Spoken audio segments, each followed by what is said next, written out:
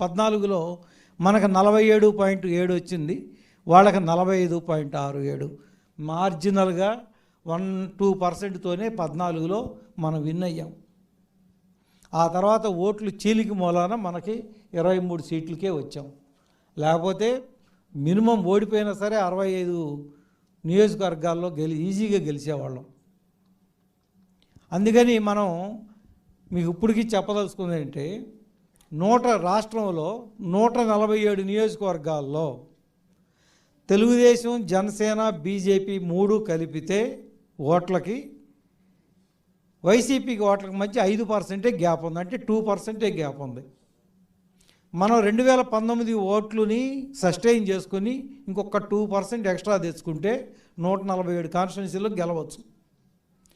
28 కాన్స్టిట్యున్సీలు, ముఖ్యంగా కర్నూలు అండ్ కడప, అక్కడ తెలుగుదేశము, బీజేపీ, జనసేన కలిసినా కూడా వైసీపీకి మనకు వాళ్ళకి మధ్య గ్యాపు 10 లక్షల ఓట్ల తేడా ఉంది. 10 లక్షల ఓట్ల తేడా, చాలా చాలా వైడ్ మార్జిన్ ఉంది. అందుకని మేము ఇక 175 నియోజకవర్గాలని సమానంగానే అందుకని మేము బలహీనమైన నియోజకవర్గాలు, బలమైన నియోజకవర్గాలు కొంచెం పక్కన పెట్టండి, అన్నిట్లో సమానంగానే పనిచేయాలి. మేము తీసుకుంది ఏంటంటే క్రైటీరియా, అబోవ్ 35% వచ్చినటువంటి 2019లో అబోవ్ 35% వచ్చినటువంటి నియోజకవర్గాలను ఇప్పుడు కొన్ని తీసుకున్నాం. ఇంకా ఈ 30 కాన్స్టిట్యున్సీలు కాకుండా ఇంకా అందరం పనిచేస్తానంటే